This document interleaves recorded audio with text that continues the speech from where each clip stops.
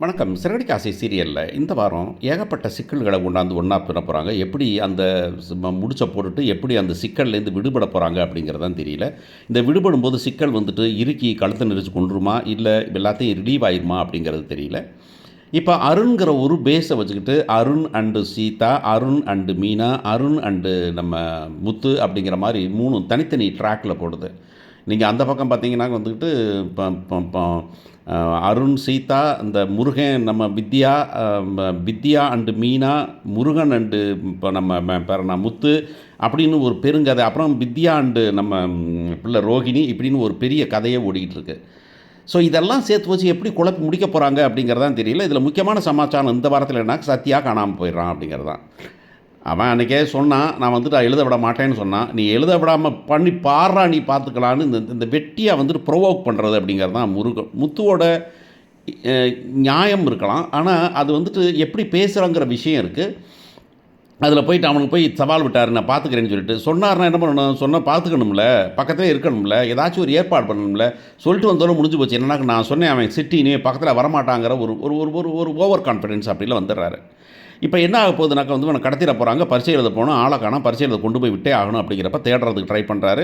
So வந்து இந்த பொண்ணு முதல்ல வந்துட்டு மாமாவுக்கு ஃபோன் பண்ணுது, மாமாவுக்கு ஃபோன் பண்ணிவிட்டு வந்துட்டு அவருக்கு இப்போ அருணுக்கு ஃபோன் பண்ணுது, அருணுக்கு ஃபோன் பண்ணி இப்படி அண்ணனை தம்பியை கடத்திட்டாங்க, தம்பி பரீட்சை எழுதலை அப்படின்னு சொன்ன உடனே அப்படியா சரி எங்கே இருக்குது அவன் ஃபோன் எங்கே இருக்குது, எங்கே இருந்துச்சுன்னு கண்டுபிடிக்கிறேன் நான் அப்படின்னு சொல்லிட்டு அவர் புத்திசாலித்தனமாக அந்த பக்கமாக கண்டுபிடிக்கிறாரு அப்படிங்கிறத பார்க்குறான் அருண். இந்த பக்கம் சகலப்பாடி இருக்கார் முத்து என்ன பண்ணுறாருனா, முத்து வந்துட்டு செல்வத்தோட கிளம்பி இங்கே அங்கேன்னு பார்த்து இங்கே இருப்பானா அங்கே இருப்பானான்னு தேடி ஒரு பக்கமாக கண்டுபிடிச்சி அவரும் போகிறாரு அப்படிங்கிறத பார்க்கணும். ஸோ என்ன நடக்கும் அப்படின்னாக்கா, அந்த ஒரு அருண் வர்றதுக்கு ஒரு 10 நிமிஷம் முன்னாடி முத்து போய் அங்கே அவங்கெல்லாம் அடித்து விரட்டிட்டு இவன் மயக்கம் போட்டு கிடக்கிற நம்ம சத்யாவை கூட்டிகிட்டு வெளியே வரலாம் அப்படின்னு நினச்சி வெளியே வரும்போது கரெக்டாக அருண் தன்னுடைய படைபலத்தோடு போய், ஏண்டா உனக்கெல்லாம் அறிவே இல்லையாடான்னு 2 போடு டமால் 4 போட போட்டு இவனை படித்து உள்ளார போடுங்க குரானர் அப்படின்னு முத்துவை பிடிச்சி ஜெயிலுக்கு கொண்டு போக போகிறாங்க. இவனை கொண்டே ஆஸ்பத்திரியில் சேர்க்க போகிறாங்க. வந்து எல்லாம் தேங்க் பண்ண போகிறாங்க. தேங்க் பண்ணி என்ன மாமாவை காணோம் அப்படின்னாங்க.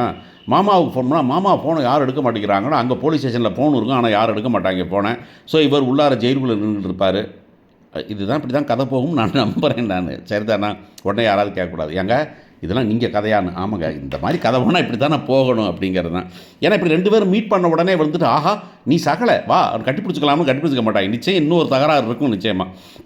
யாரு கண்டா ரொம்ப கேவலமாக கையை கட்டி 4 அடி அடித்தாலும் அருண் ஆச்சரியப்படுறதுக்கு இல்லை, வாயிலே போடு அப்படின்னு முத்துக்கு 2 வாயில் போட்டு உள்ளார உட்கார வச்சுட போகிறாங்க. கடைசியில் மீனா என்னான்னு தேடி கண்டுபிடிச்சி போனால் அங்கே இருக்க போகிறாரு. என்னங்க இங்கே நிற்கிறீங்க எங்கன்னா, இப்படி தான் வந்து உணர்ந்து பிடிச்சி போட்டான் அந்த ஆள் அப்படின்னு. எந்த ஆள் பிடிச்சி போட்டான், இந்த ஆள் அறிவே கிடையாதா, என்கிட்ட 500 ரூபா பையனை வாங்கினேன் அப்படின்னு சொல்லிட்டு புருஷன் போராட்டி அங்கே சண்டை போட்டுக்கிட்டு இருக்க போகிறாங்க. என்ன பாத்தியாயா, அது கடத்தினது வேற ஆளியா, அது சிட்டியா, உனக்கு என்னையா தெரியும் அப்படின்னு சொல்ல போகிறாங்க. ஆனால் அருண் அதை கேட்காம இன்னும் கொஞ்சம் எனிமிட்டி வந்துக்கிட்டு நம்ம முத்துவுக்கும் அருணுக்கும் வளர்கிறதுக்கு அதிகமான சான்ஸ் இருக்குது அப்படின்னு தான் நம்புகிறேன். ஏன்னா கதையை இன்னும் கொஞ்சம் நவுத்தணும்னாக்க இவங்க 2 பேர் இன்னும் கொஞ்சம் நாள் பார்க்காம இருக்கிறது தான் பெட்டர்னு தான் கதையை வச்சுருப்பாங்க. நாங்கள்லாம் வந்துட்டு ஒரு கடிக்கரக்காரை வச்சே 6 மாதம் ஓட்டணும், அப்போ இதை வச்சு எவ்வளோ ஓட்டுவோம் அப்படிங்கிற மாதிரி கதை இன்னும் போகிறதுக்கு சான்ஸ் இருக்குது. ஆனால் ஆக்சுவலி நிறைய சிக்கல்கள் இருக்குது, பார்ப்போம்.